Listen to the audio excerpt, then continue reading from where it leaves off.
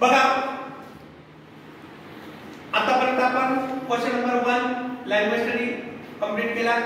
त्यानंतर question number 2 textual passages 20 गुणांसाठी विचारले जातात ते कंप्लीट केलंय.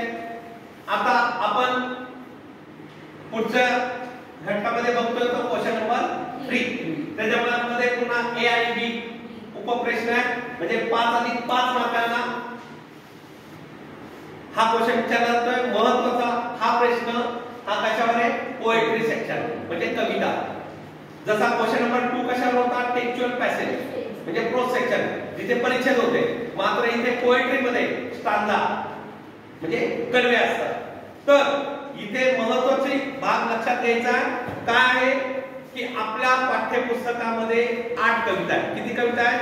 8 कविता आहेत. त्या 8 कवितांपैकी आपल्याला इथे 2 कविता विचारल्या जाणार, 2 पोएम विचारले जाणार. ओके, त्या 2 पोएम मध्ये त्या 2 पोएम मध्ये 5-5 मार्काला ज्या कविता आहेत त्या आपण काय करणार आहोत?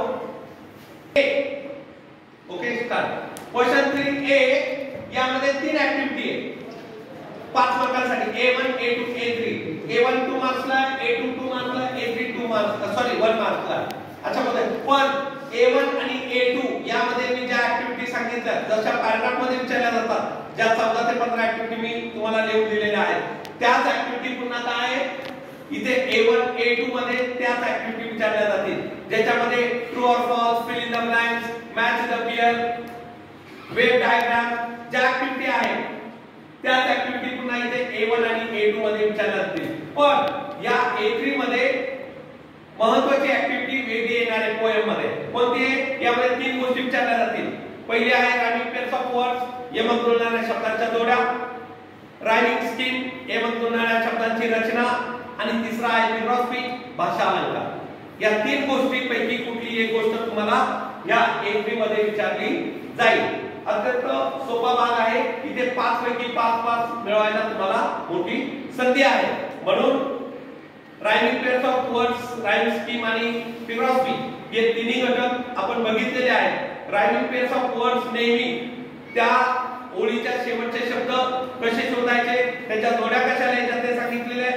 स्कीम जी स्मॉल ए पासून सुरुवात करायचं आहे.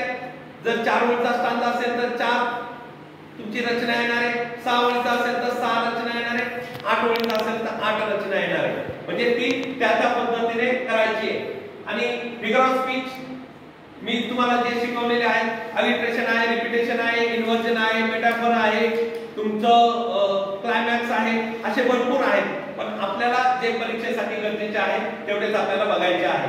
मात्र इथे एक गोष्ट यामध्ये महत्त्वाची आहे ती पोएट्री सेक्शन मध्ये तीनही घटक जसे महत्त्वाचे आहेत, पण 2 पोएम अशा आहेत की ज्याला rhyming pairs of words, rhyme scheme नाहीये, ज्या फ्री वर्ड्स आहेत. त्या 2 कोणत्या पोएम आहे?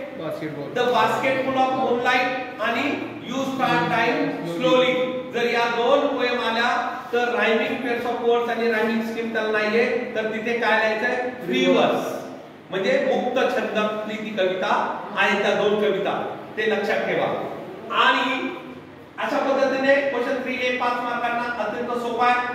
त्यानंतर क्वेश्चन 3B हा इथे अत्यंत महत्त्वाचा. तुम्हाला एक पूर्ण कविता दिली जाईल, पूर्ण कविता दिली जाईल आणि त्या कवितेचं तुम्हाला टायटल म्हणजे काय, शीर्षक, त्या कवितेचं नाव काय, त्याच्या पुढे ते नाव लिहायचंय.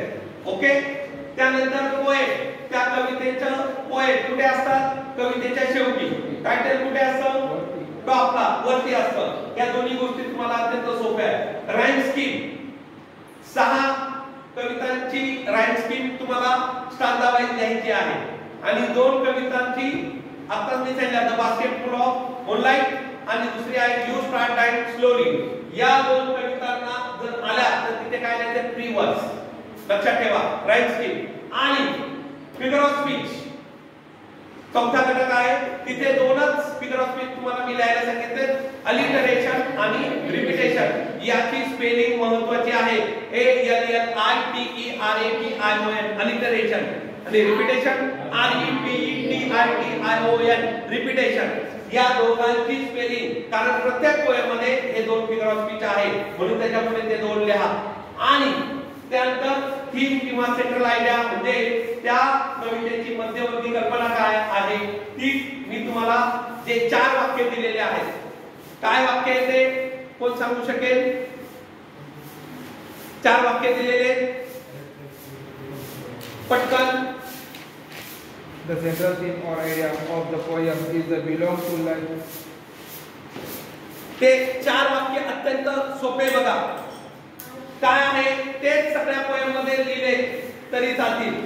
The central theme or idea of the poem is belong to life of philosophy. बस पहिलं वाक्य.